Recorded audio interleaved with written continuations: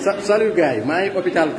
Kër Massar laa nekk nii ah da ngay ñëw feebar wala faju ànd ak jigéen urgence di nga les sages-femmes ngay wax ñu naan la ay wàcc nañ ñu kenn xamul ah li nit ñi ñoo ngi ci coronavirus xam nañ ni dëkk bi instant bi ñëpp dañoo am problème mais da ngay ñëw hôpital Kër Massar di woote ñu naan la wàcc nañ heure bii la ñuy wàcc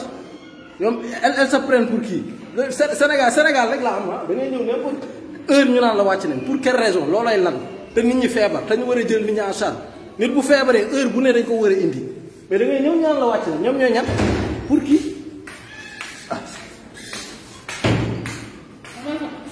ñëpp laay jël je vais prendre tout le monde vous allez voir. What up guys, what's up everybody, sama guy.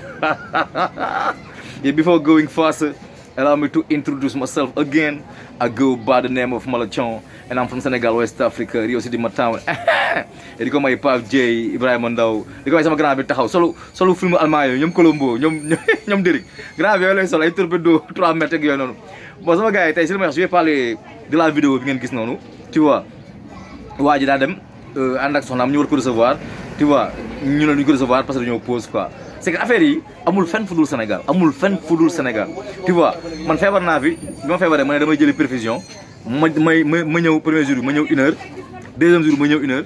perfusion laay jël quoi aw ma jot heure boobu laay am temps que pour ma dem jël perfusion bi parce que ñoom xamuñu lan laay def matin bi xamuñ sax ndax am naa lu ma jëndee bouteille bi mais bu ma ñëwee xam nga dama sage-femme mi wax ne ma del ñëw matinal bi fajar gi quoi parce que ñoom heure boobu du ñu am jot dañuy pause man damay laaj ndax Sénégal hôpital war naa jël pause hôpital kay ça doit être organisé mu xam hôpital wala clinique ça doit être organisé de telle sorte que maanaam day am rotation bu ñuy liggéeyee 8 heures 2 heures ah jël pause boo ndekki jee keneen ñëw kooku bu ñëwee añi ji kii ndekki woon ñëw rotation 24 heures sur 24 parce que feebar xamul ban heure lay dal feebar daa am ay 1 heure 2 heures 3 heures waa ji il vient avec sa femme xamul jabaram ban mètre ko dal ah ak nombre mètre bi ko dal tu vois mu ñëw bëgg ko ne di jël nañ pause mais ban Sénégal la ñu ne dëgg boo xam ne boo amul xaalis doo fajo duñu la laal quand tu es malade duñu la laal tu vois da ngay ñëw école ñu ñëw soigné la ba pare te loolu mooy déontologie quoi ñoom bu ñuy waat loolu la ñuy waatoon quoi tu vois bu di ñëwee da nga koy faj ba pare soog a xool xaalis dëkk bu jaar yoon noonu la war a demee mais nga ñëw ñaan ko assuré di la parce que feebar mais nit ki mën na sa jabar mën na feebar fekk yoroo 100 francs feebar du tàggoo mook deewa yëpp ah mais nga ñëw ñu naan laan demal jënd yaay jënd ordonnance bi lal bi 25000 mais xoolal sauver les vies avant ngeen def yooyu ngeen def quoi tu vois parce que la vie n'a pas de prix ku sa yaay feebaroon wala sa doom wala sa bàjjan bu ñëwee da nga koy faj soog a wax mais bu dee yaayu jàmbur ngeen jàppee leen ay mbaam sage-femme yi amuñu savoir vivre réew nañ xamuñu nu ñuy waxee tu vois Sénégal boo feebaree nekk baadoola dee nga duñu la laal booy bi ñu agressé woon fa Kaolack dafa ñëw école ñu def ay soins kuñ dóor ay jaasi dóor ko ay